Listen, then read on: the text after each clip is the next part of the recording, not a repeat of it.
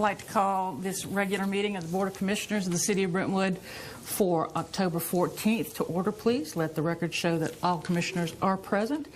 And now let's be about the business of the people of the City of Brentwood. We'll have comments from citizens. Please limit your comments to 3 minutes, and remember that those comments are to be directed toward the board as a whole. At this time, we have 6 people signed up, and the first person signed up is Jimmy Wilson. You can come forward if you haven't signed up, but if you would, identify yourself and give us your address as you come forward. I'm Jimmy Wilson. I live in Oak Hall. That's precisely 1706 Wilson Pike in Brentwood. And I'm here to address the issue regarding the Marcella Smith Park. I don't come to you tonight as a great-great-great-grandson of James Hazard Wilson that built Ravenwood, nor do I come to you as a board member of Green Space. I come to you as just a citizen and just to say thank you. I think, Betsy, I can follow your 3 rules here.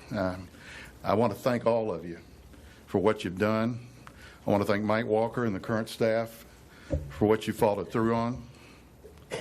And living in an antebellum home, or what Sarah and I call the money pit, I'm sure that as you guys have peeled back and Leatherwood has built and renovated Ravenwood, I'm sure there have been some other expenses that have come up and everything. So I want to thank the older commissioners, excuse me, that's not right, the commissioners that have been on the board the longest for how y'all kept that secret from with between 15 people, and everything's just amazing. But I want to thank all of you for what you've done up until this point.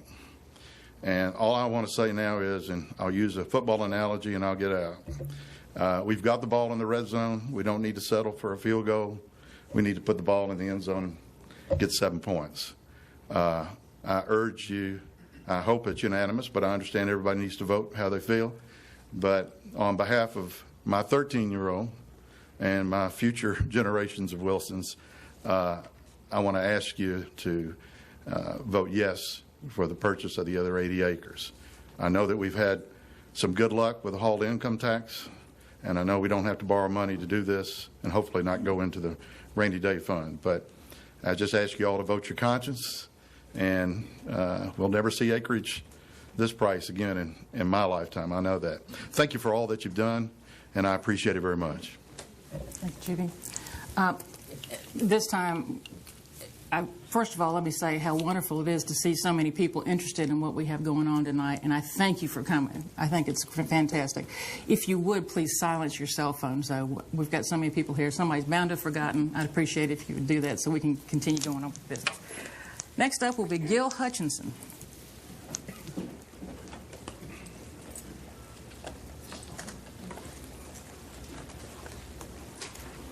Good evening. I'm Gil Hutchinson, 1038 Highland Road.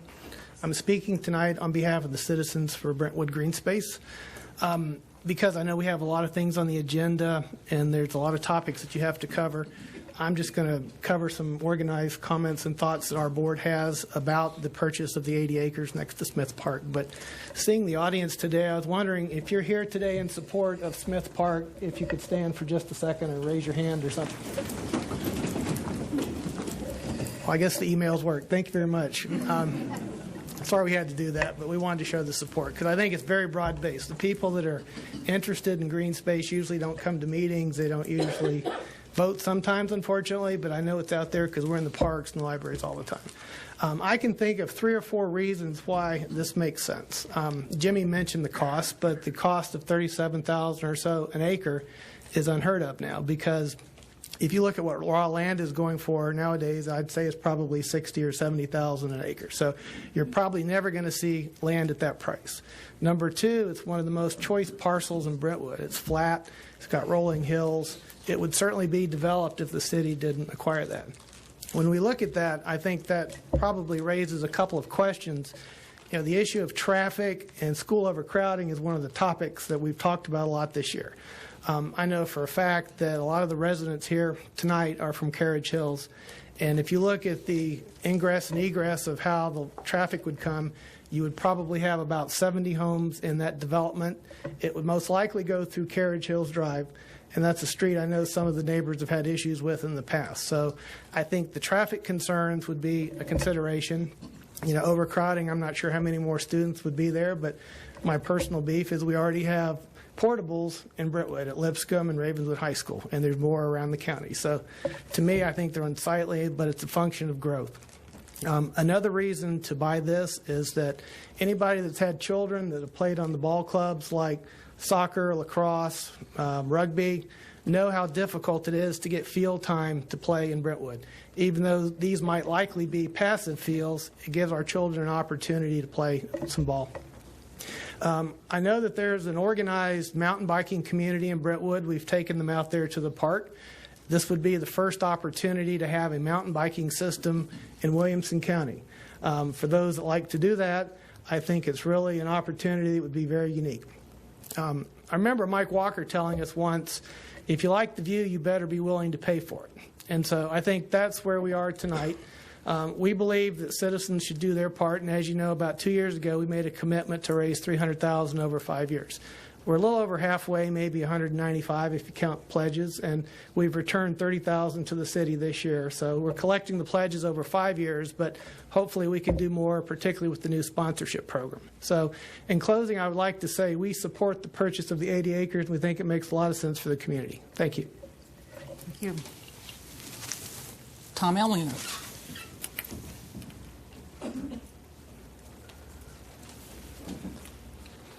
Tom Elmlinger, 8313 Carriage Hills Drive. And I'd just like to echo the sentiments expressed by the two prior speakers and just add to that a little bit. Parkland and open green space is just good for the community. It's good for the citizens. It's good for their physical and their mental health. And as Gil said, anybody who's been to Crockett Park and seen those practices after school knows that we need this additional park for the kids. And I'd also like to echo the sentiments expressed about the school overcrowding and the traffic concerns, not only on Wilson Pike, but also Moores Lane and through Montclair subdivision. Anybody who's tried to turn left out of Montclair subdivision onto Moores Lane during rush hour knows that we don't need any more traffic along that road. Thank you. Thank you. John Michael.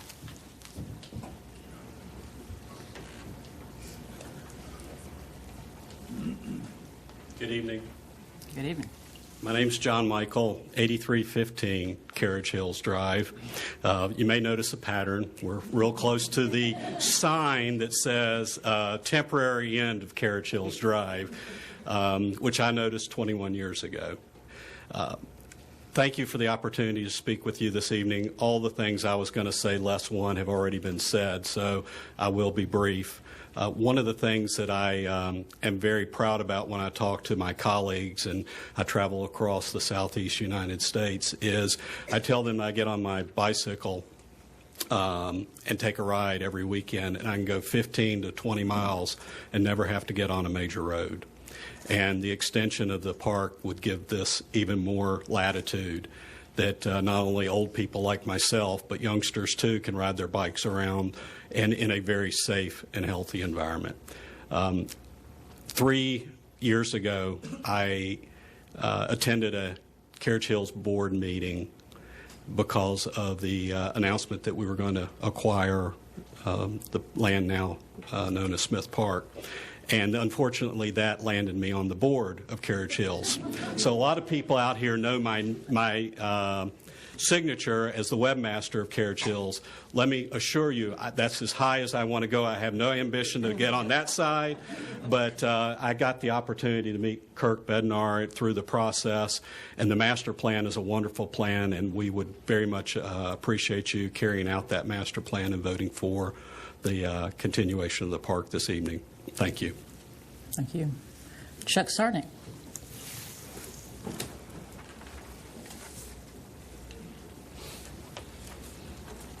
Hi, I'm Chuck Zarnick. I actually live in Stonehenge neighborhood off Franklin Road. And I am a mountain biker, discovered the passion at about 41 years old. And if you know Stonehenge, there's two parts of Stonehenge.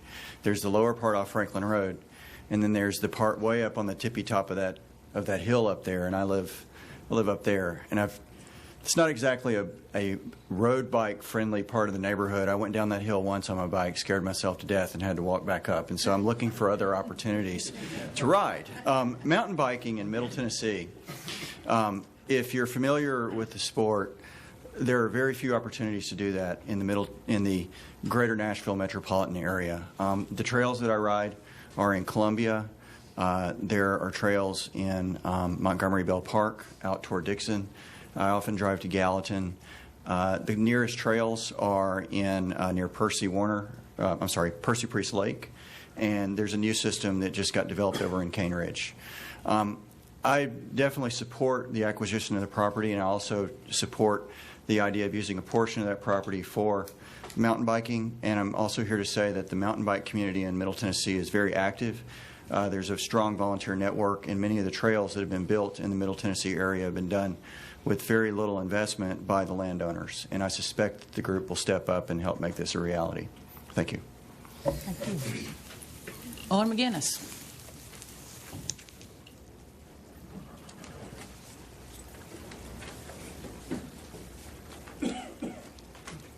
Thank you for listening to me. My name's Owen McGinnis. I live at 8356 Carriage Hills Drive. I only make one point. I was down in Auburn yesterday, went to a football game, and I was sitting next to a man. He's lived in Auburn for many, many years, and his wife looked up and said, "Where do you live?" I said, "Brentwood, Tennessee," and there was this glow in her eyes. She went, "What a beautiful place. So many things to see, so many things to do." And I said, "Well, we want our green space." And she said, "You better get it." All right, thank you for voting for it.